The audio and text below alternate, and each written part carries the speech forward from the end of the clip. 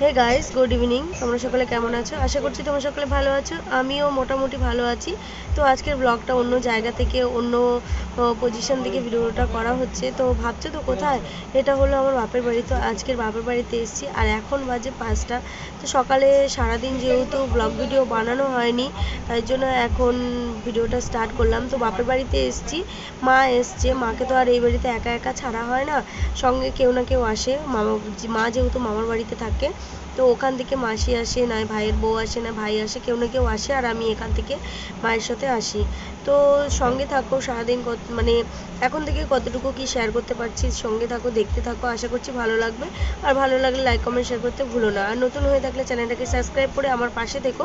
নতুন নতুন নোটিফিকেশান পাওয়ার জন্য অবশ্যই বেল আইকনটি ক্লিক করে রেখো। তো দেখো, বাড়ির পরিস্থিতি দেখেই বুঝতে পারছো কী পরিমাণে জঙ্গল পাতা ছাতা পড়ে একাকার হয়েছে। আর একটা বাড়িতে মানুষজন না থাকলে যে কী পরিস্থিতি হয় সেটা তোমরা সকলেই জানো। আজ প্রায় 3 মাস ধরে বাড়িতে কেউ থাকছে না।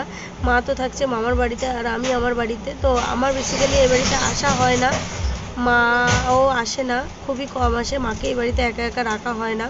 তো মা এসছে মায়ের কাজে, কারণ মা কিছুদিনের মধ্যেই আবার কাজে জয়েন করবে। মা যেহেতু বাড়ি থাকলে না, মা সারাক্ষণ কান্নাকাটি করছে, মন খারাপ করে বসে থাকছে সব সময়ের জন্য। এরকম তো ভালো লাগে না, না তো সবার দেখতেও ভালো লাগে না।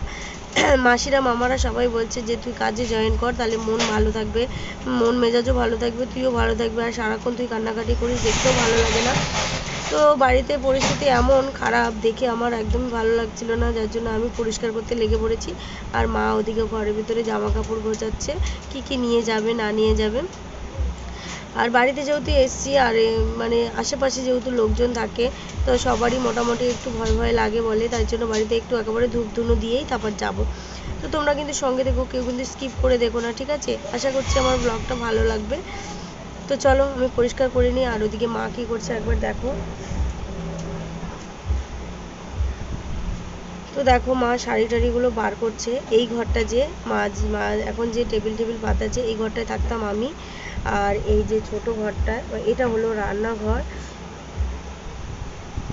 আর এই ঘরটায় থাকে মা। তো এখন মা দেখো জামা কাপড় গুছিয়ে নিচ্ছে, কী কী নেবে বলে। আর ওই যে ব্যাগটা দেখছো, ওটা আমি মাকে কিনে দিয়েছিলাম সেই রথের মেলার সময়। ওই ব্যাগটার ভিতরে জামা কাপড়গুলো মা গুছিয়ে নিচ্ছে। আর এদিকে দেখো ভাইয়ের বউটাই এসছে মায়ের সাথে, মাকে সঙ্গে করে নিয়ে এসছে, আর আমি বাড়ি থেকে এসছি। তো চলো মা জামা কাপড়গুলো গুছিয়ে নিই, কারণ এখান থেকে মা জামা কাপড় গুছিয়ে নিয়ে মা ভাইয়ের বউর সাথে মামার বাড়িতে চলে যাবে। আর আমি চলে যাব দোকানে। দোকান থেকে তারপরে যাব বাড়িতে, মানে না, আগে যেতে হবে বাড়িতে, কারণ ছেলে রয়েছে, ছেলেকে নিয়ে তারপর দোকানে আসতে হবে। তো তারপর দেখো দোকান সেরে যখন রাত্রিবেলা বাড়িতে যাচ্ছি, তখন বিল্ডার্সের দোকানে গেল, কারণ বাড়িতে কিছু কাজ বাজ বাকি আছে, সেই বিল্ডার্সের দোকানে সেই জিনিসগুলো নিতে হবে। তার জন্য ও চলে গেছে বিল্ডার্সের দোকানে, আর আমি রাস্তার এপারে দাঁড়িয়ে ভিডিওটা শ্যুট করে নিলাম। তো ভিডিওটা আর কন্টিনিউ করতে পারলাম না। দেখা হবে কালকে নতুন ভিডিওর সাথে, নতুন কোনো ব্লগের সাথে। ততক্ষণ তোমরা সুস্থ থেকো, ভালো থেকো, নিজেদের খেয়াল রেখো। আজকের মতো tata, bye bye, good night.